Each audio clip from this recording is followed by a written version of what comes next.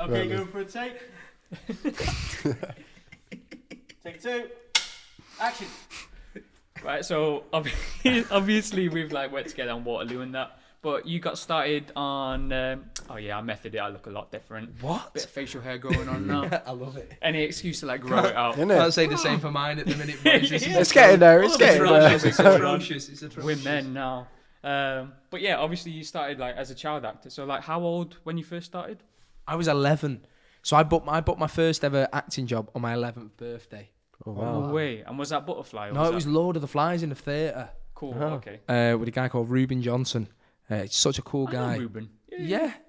Small Cool, circles, cool guy. Wait, I know Ruben as well. And Ben. What? Yeah. Oh, Ruben. There we go. What? I worked with him in my high school. Yeah. No, he's well cool. And basically, I'd never really done acting before, proper. It was never really something that I'd entertain. I've always been a bit of a showman. What? And I've always sort of like entertaining, always been a bit out there. And I remember getting the script, and I got some advice off my dad, and he basically said, as we were reading the lines, he went, play with the sand. I'm like, what? It's like you meant to be on a beach. He's like, play with the sand with your foot. Like that. The minute I did that in the audition, I did it, finished. And they were like, yes. On my 11th birthday. Oh, wow. Very good. That's nice. Played Henry, the little one. I remember running on stage and I got an R. And I was like, oh, this is not the play for an R. They're all savages. Yeah. So Yeah. that was my first ever job. Started off in theatre and then got a McDonald's advert that got tragically banned Why? off of TV. It was Why? it's about a dead dad. Literally, if you go on YouTube, McDonald's dead dad advert. and We'll it, put a link in the it's description. me, and I've got tartar sauce down. The lads rinsed me for it because there's a line that goes tartar sauce all down his chin. So the lads will all go tartar sauce down his chin. It's a line, but yeah, it got banned. And then I actually got a real job, a proper job on Butterfly. And that was my first like proper TV one. What was the character you were playing in that? Just a bully. Yeah, one of them. You know, you start off with a no-name characters, like no real name, no real Bully backstory, too. just a horrible little rat. Key. And then have you been doing like TV since then, or like have you still like dabbled in theatre? Majority just TV stuff. Yeah. Since, because that pays the bills. Yeah, I mean, Do you know what I mean? It pays the bills. Hey, I man. mean, at the moment, it's Waterloo, isn't it? It is Waterloo. Tell at us the about minute. that. How's that been Oh like? man, I love it. I love Yeah. it. I'm so jammy. I don't even know how I'm there. So I originally auditioned for Dean. Something people don't know, right? So I auditioned for Dean, and I absolutely love Chesko. And he's the right man for that job. So much love for him. And I remember going in the room, and there was a few of us that had been like, we'd done self-tapes, been recalled for like an in-person thing. I remember everyone was there, like a bit smaller than me, and I'm like, hey. And these guys are all like looking smart. I'm there in a bucket hat and a purple parka. It was during COVID, so I just walked in the room and I air fist bumped everybody. And like you'll know like all the like Lindsay and everyone's in there. And I just walked in and I went, yes, air fist bumped everyone. Amazing. I did the stuff, and then the minute I left the room, I quit my job at Rudy's. Oh, yeah. Rudy's Pizza in Sale, All right. and dropped out of uni. And then a few days later, I got a phone call, and they're like, "Oh, they've written you a part in." Oh, so And originally, it was for like a couple of eps. They didn't know what they was gonna do, and they then wrote it just for you. and then Oh, wow. I'm literally still filming there. So Isn't it? Still, Wow. isn't it? yeah, Wow. it's cool. So have you had like much input into your character? You know what? Work have been really good with my character. In terms of, I literally on paper, I shouldn't be there. Do you get what I mean? Like they had ideas of who the characters were going to be, and then they're like, "Wow, this crazy little kid's come along and he's sort of wangled his way." But he's like me in real life anyway. Like, I just wangle my way in places. And sort of the direction he's going at the minute is like this sort of a musical approach. So end of season 2. I sing it out with a Lewis Capaldi song. Yeah. And work knew that obviously I do music as well outside of work, and they were like, yeah, we'll incorporate the music. And work have been so cool in the sense of they really support the music, really support me as a person, me as the acting. So I love it there. I will die in that school uniform, serious. Like I'm happy to do that.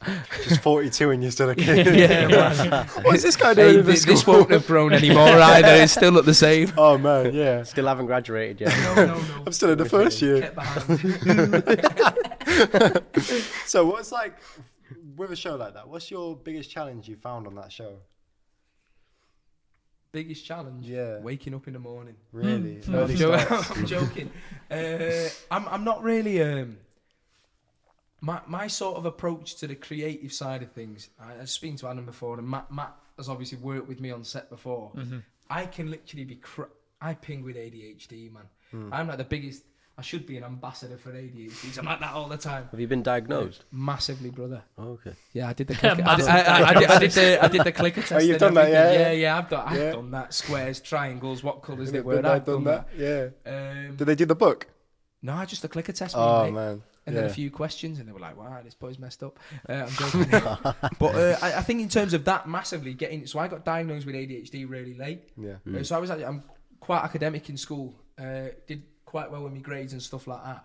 But I'd always get in trouble. Like all my reports as a kid were like, "Stop making weird noises," which, knowing me, you can imagine. Like, yeah, that's just like, why do I bark? Yeah. Do you know what I mean? Why do I bark? Meow every now and again. Yeah, and as a kid, I was exactly. And it was only as I got to year 11, I really struggled in a hall full of kids doing exams.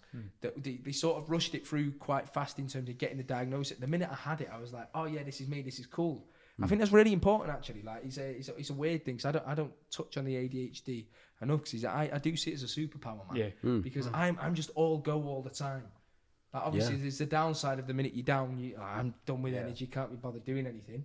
But in terms of the acting, like, I don't really feel there's a... You've been with me on set where I can be laughing, joking. The minute it's action, I'm like, bang. Yeah. And then the minute it's like cut, I'm like, woo. And then the minute it's like, it's quite stop. But I can just switch on and off. So there's not really a... I don't find it that challenging, the acting. Yeah, I think But only because I just embrace it with everything and I just go for it. Yeah. I think a lot of actors that I know have ADHD. I think it's a useful thing to an extent. I mean, like, I've got ADHD. I know loads of people who've got ADHD. Big up, brother. Big up the ADHD. Good man. I think the most creative people have the most stuff wrong with them. What are you The trying to most say, pro- brother? But if you, It's not wrong, though. I come here to get insulted for the green tea. It's got caffeine in it. but if you understand yourself and can utilize that, then that's Yeah, I genuinely do believe. I think as a creative as well. I think I know. Obviously, we all know we're all here together. We all know each other. I think so many of us, like in real life, have been through things, dealt with things, deal with things in ourselves. That being creative for me, like obviously I do the music as well, and I paint. yeah. Some people don't know about I paint. I can do It's therapy. I can do a nice little portrait. Are you but the Banksy? I am.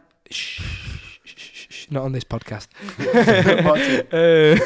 But nah, it is when you say therapy. I mean, I think being not somebody else, but I struggle to put energy into myself.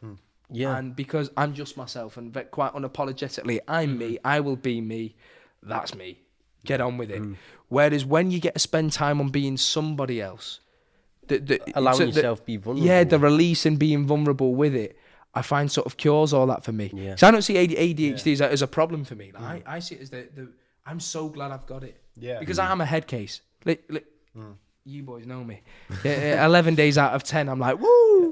I'm just like that all the time. Mad. But it's I think it's the most beautiful gift. I'm not religious, but whoever gifted me the gift of ADHD to be the way I am, I'm so thankful for. Because I won't be where I am without it. And I genuinely believe that.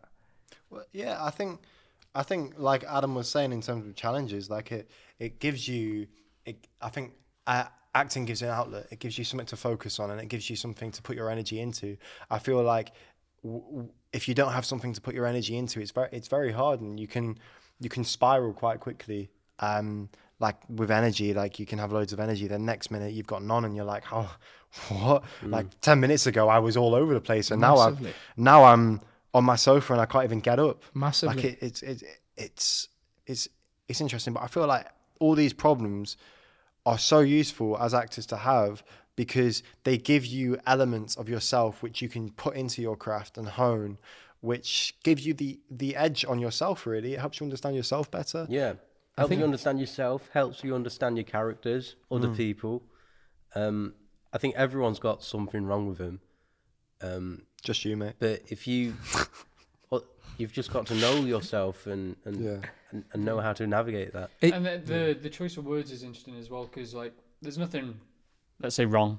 It's just just different. I Yeah, feel like yeah. I was having this chat with a dude the other day where it's like, imagine if, when people say disorders, we just said, I don't know, maybe this isn't the correct thing to have, but like grouped it under like neurodiverse, because neurodiverse just means you think differently, literally, like in terms of like how the words put together. About perspective. So when people have like disorders or whatever, it's just that they think differently. It's a negative There's like connotation. problems It that is. come with it, like difficulties and challenges, but like all four of us people that we work with, they're all like just wired a bit differently, and like all the people. There's actually like a whole audience back there. This is like a sitcom. Now This I'm getting is laugh live. and clap. Sold out for this one. I think like when you're saying that, Ed, I'm actually wearing a guy called. This isn't like a plug just because you mentioned it. A guy called Beepo. Yeah. And Ben actually drums on our first 2 tracks that we recorded, and he has a T-shirt that I wear. And obviously, Beepo stands for Be Positive, but he has a T-shirt that I wear that says "Humans are humans," and it's a motto that I live by. Yeah. Because I used to coach football for children with cerebral palsy. Oh yeah. At Cerebral Palsy United, and in run about like negative connotations about like the some of these kids were labelled as having a disability, but I envied the happiness that these kids had. Do you get what I mean? And I'd see these kids on frames of wheelchairs, and I envied the happiness that these kids had inside of them, because I genuinely believe humans are humans, and I think I strive, like I always say to people in a weird way, my religion is happiness. Because I think when people are religious, they dedicate their life to something, and I'm so like I'm in awe of people that can dedicate their life to something and to better themselves. And I think if everyone dedicates themselves to happiness, then the world will be a much better place. And that's why humans are humans. I follow, because I just love people, and I think people are great. Humans are great. Live, laugh, love. There's some not so good ones though. So Yeah. we'll send you to sort them out, innit? With your gym gear and all man, that. give me my gym shirt. Give Still a waiting flex. for that Give a sponsor. flex. Give a flex. Go on. Oh no, we can't. I couldn't flex this. I need to work on this. Oh man, but like the thing is, I think labeling something is it's a positive and a negative, because the positive is at least you know what it is, but the negative is you can then put things down to it and be like, oh, it's because of this, and sometimes that's great, but other times actually it can be a bit of a hindrance, because you might be thinking something which you might then spiral into. And for me, like if you blame everything on something that necessarily isn't the main cause, it can be quite dangerous, because then you're not looking at the problem, you're looking at an excuse. And everyone's got problems, and I think that there are justifiable reasons for things. But sometimes when you label something as something, it can be a hindrance as well as a positive. Well, because I ping with ADHD, I'm going home and ordering a Bikeriders jacket and a motorbike, Harley and I'm Davidson. going full-blown biker from now on. And Rocks I'm onto using set, the yeah. Very ADHD as an easily excuse to be a influenced. biker. Slick his No, hair I'm only back, joking. dye it black and slick it back. That's Put on it, some mate. eyeliner. Honestly, Tom I'm Hardy's gonna start accent. looking like Austin Butler tomorrow. Oh, so speaking like that. Oh, you look like Jodie Comer, actually. Yeah, 100%. I'd love to. You met Cillian Murphy, didn't you, on did. Peaky Blinders? I did. How was that? How was he as a person? You know what? The minute as you an said actor? that, I've smiled. He's just boosting my eat. I'm joking. Yeah. Really cool, man. So obviously, the Peaky Blinders gig come off the back of Butterfly. Cool. So I worked with a director called Anthony Byrne. Yeah. On Butterfly. Really, really cool boy. Really looked after me. And so I got a phone call from the agent. Do you want to do Peaky? I was like, why are you even asking? Like, yes, I am there. And I remember getting it through. And obviously, you know, when you get a contract through, it was like, Peaky Blinders. I'm like, I did take a cheeky screenshot. Do you get what I mean? I was like, I need that on my phone. And yeah, so I did it twice. So I went down filming the first time, and I've spoke about it before in the past that I got really, really well looked after. I think probably because I knew Anthony. But I sat on my lunch, and we was in a sort of circle, and we was in the old Granada studios filming a scene in the Garrickson, and I sort of run in, and I'm like, I didn't have proper male genitalia then. So I was like, the Peaky Blinders are going, it's really high pitch. And I'm running, sorry, and I burst through the doors, and it was literally only a tiny little bit. It was the trailer for a bit. But during lunch, sat down, and I'm sat with Cillian Murphy and Helen, who played Polly, and I forget the names of her. Yeah, forget the names of everyone. The guy who played Mickey the barman. It was just before spoiler. He got killed, and then I ran in the pub. They come in there. Done. And then the guy who played Arthur. All of these guys and all the main cast, that all the brothers are going in the pub with the women as well. So all of them were all sat in a circle. I had a lamb kofta and couscous, and I always remember because I don't know. I wish I'd done it now, because I think at the time I was younger, I did not appreciate that as. It's probably for the better, because now I'd be sat there like, oh my god. Whereas at the time, like we was joking that I hadn't tidied my bedroom before I'd gone. And we was having a laugh, like you go all day acting, sit there in hair and makeup. Like, I've got a picture on my phone, and Helen McCrory's there in makeup, and I'm here in makeup. And we both having our hair and makeup done at the same time. And you go there, you have your hair and your makeup done. Well, cool. Look at me, I've got makeup on, and I'm dressed as a little street urchin. But then the minute you take it all off and you go home, it's like, tidy your bedroom. And we was having like jokes about that, and we was just eating dinner. But I think it's sort of one of them. I don't want to dine out on it too much, because it's like going, oh yeah, I met Cillian Murphy. But honestly, as a human being, I'm an absolute nobody to this man. Like he benefits absolutely nothing off of saying hello to me. But he sat that lunchtime and he had so many conversations with me about everything. We was talking about there's another Stonehenge, forget what it's called, in Ireland. Oh yeah. From where he's from, and he was like, it's more beautiful, but he was telling me about his life, and he displayed so much interest in me, and he never had to. Then from that minute onwards, now when I work with people that are diva-ish, I'm like, hey, I've met Cillian Murphy. And I'm like, it's someone as big as him can be so nice. And it's why I sort of adopt the mentality of, I don't believe I'll ever be as big as Cillian Murphy, because he's absolutely huge. But the fact that he can be nice to me, I believe everyone should just be nice to everyone. Yeah. And he's such a cool boy. So sound. Nice. I did like an essay stuff with him, and he was doing this big speech. And again, like you were saying, he was just riffing with the crowd, just like chatting. And then, we go for a take. Oh, good name for a podcast. Nice. This is Going for a Take, and I'm Adam Hussain. Liam Murphy. That's next season. What? Spoilers. But like, he'd fluff his lines. He'd just mess them up, and he'd like joke around. He wouldn't like be like, oh, for God's sake. Yeah. Like, he'd just be like, oh, that was a bit shit, wasn't it? And just like laughing with everyone. He's got so much time for everyone. Chill and so nice. And like, it's just bizarre that some people don't have that kind of outlook when they're on set, because it's such a gift to be able to do that. It comes down to this thing again before that I was saying, of me, mate, humans are humans. Yeah. And regardless of what you do or where you're at, as I said, I strive for happiness in my life, and that is all I look for. I think the minute you start appreciating humans for being human beings, then you win at life, because someone of his stature and if you look at his IMDb and you look at mine, you'd laugh. I think most actors though, they struggle with that. We're constantly comparing ourselves, constantly worrying about what people think about us. Yep. Comparing ourselves to our last performances, and it can try and it makes you develop an ego, and you treat yourself like shit, and as a result, you treat other people as shit.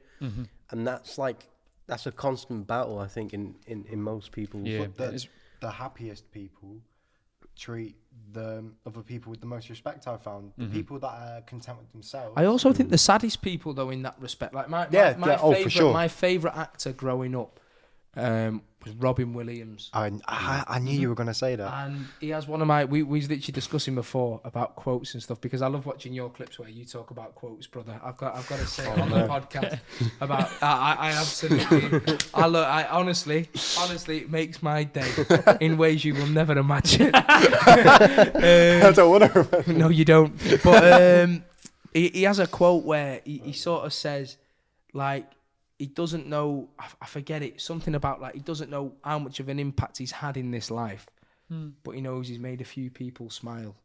Yeah. And for me, it's like, there's another quote he has where it's like, something about surrounding yourself with people, but it was like, he used to think about being lonely, but actually the biggest thing is surrounding yourself with people that make you feel lonely. Yeah. Like, he'd rather be by himself than basically with a load of people that made him feel like nothing. And you look at him, he's like one of the happiest guys ever. He's renowned for, he used to cast homeless people in terms of not just in the cast, but in the crew. Every job, if you Google it, he'd employ homeless people to work on the jobs. Wow. Every job he did, he employed homeless people to work and sort of set them up. And happy guy, suicide. Yeah, he treated everybody beautifully. Yeah. And I just think, you know, probably we all work in a world, obviously not as big as Robin Williams' world, but like you said, where everyone compares themselves to other people and the egos and stuff. I just think we're so competitive in this business. Everybody competes for parts, for looks. Like we'll all know. I put a bit of weight on. Got me. I call them chippy tits, right? and the minute you get him, you look and then you look and think, oh man, they've just cast Matt and he's a good-looking boy. I need to lose these tits. No, I'm joking. I thought, no, I'm still more good-looking than him. I'm joking. But you compare yourself to everyone, and there's this element of the minute you start loving yourself, you're happy with yourself. You can start loving everybody else. Accept yourself, and that's like, I think that's the. But I think with some individuals, we live in an unaccepting world, and I guess it's about just blocking that out and accepting yourself. Yeah, man. Not to move on. Yes, we can. We've only got time for maybe like 2 or more questions, and I really wanted to ask you about one of the first articles I found online, which was you dressed up as the character from 50 Shades of Grey. No. And you're about, how old are you in that? Like 10 years old? Yeah, I was about 11. It's like the most adorable video. So, you're like, right, true story. I'd never, but he was mentioned on the Ellen show, and that's my biggest claim to fame to this day. I went into school for World Butt Day dressed as Christian Grey, and I had these Diddy cable ties and a blindfold that my dad used at Kilimanjaro. Honestly, mate, they won't go. I've got a skinny little wrist. They won't go around mine. And the funniest story I have from the day is the head teacher pulled me to a side to tell me off with a Darth Vader mask on, telling me off. Yeah, he had this Darth Vader. Obviously, it got absolutely blown out of proportion. We'd put like a Facebook post on because I'd been like, couldn't do it. And then from nowhere, Good Morning Britain were at the house, either the next morning, the day later. Like, we was going for some food. We got a phone call being like, yeah, some photographers just left the Green Party conference to come to your house and take pictures of your son. and it was like, what? And then from nowhere, it just went mad. I mean, lots of people had their opinions about that. Fair play. Humans are humans. I'm not bothered. A lot of people thought I got Bibles sent to the house and everything. Bibles? Seriously, they were sending Bibles like Mormons to the school. knocking on your door. The school hated me, man. The school absolutely. I mean, some of the teachers found it funny at the beginning until they realised they'd probably lose their job if they supported it. And then a lot of the teachers went a really negative approach with it. But I just sort of thought, at the time I was in Lord of the Flies. Yeah. So I was having to kill someone on stage with a spear. Like, rah. Yeah. What's worse, sex or murder? Come on, boys. What do we all enjoy more? I'm joking. I was 11. But everyone was talking about it. I thought it was a really funny idea. You know me. Fits with me very well. I thought, this is what I'm going to do. It makes sense. And I did it. I did it. See this article. Oh, mate, you'll see my little face. And I'm like, it was my idea, really? And it, honestly, it's a laugh. Oh, things happen, don't they? I loved it though. I thought it was funny. I did not expect it when I started researching. Cracked me up. I was howling. What a day. Can I talk about the music rapid? Yes. Yeah. Plug the Lanks. The Lanks. Yeah. We've seen like a couple of your gigs. Yeah. Insane, dude. Like the frontman energy is like off the charts. Thank you, man. Honestly, that's it's the stunning. ADHD though. That he just, and the Christian Grey within me comes out. It'll seduce everyone. Yeah. What's next for the Lanks then? Our next gig's actually Oldham Athletic Stadium. Sick. On the 28th of July. And I'm playing in the Manchester Remembers football game. Yeah. Okay. Angry Ginger's there. He's playing. Antonio Valencia's on the other team. I really want a video for my Instagram of me taking him out, but I don't think that's going to happen. It's got the number 50 on your back. Literally, man, just take him out. But we're playing the stadium before kickoff. To everyone, and the gigs are getting bigger, the sound's getting bigger, and all the lads, Josh, Shay, Arthur, Sam, I love them. Sick, dude. Same with me Nana Sheila, me Nana Beryl, me Grandad Ray. Big up. Will there be some like music like dropping soon, like in the future? Yeah, man. So at the minute, we had a song on Spotify, taking it down, because we've got bigger, better ideas for what we want to do and where we want to go with it, and hopefully soon we'll be dropping an EP, 5 tracks of all our proper tunes, because the writing's got better than it used to be. And that's just spending time around other people and the influence, and so much better. Drop an EP, everybody listen, play a load of gigs, in a grey suit, live, laugh, love. Humans are humans. Pop off, Queens. And I think that's the perfect time to end the episode. Live, laugh, love. Live, laugh, Live, love. laugh, Dude, love, man. Live, laugh, love, live, laugh, love. Oh man, This was hilarious. this was amazing.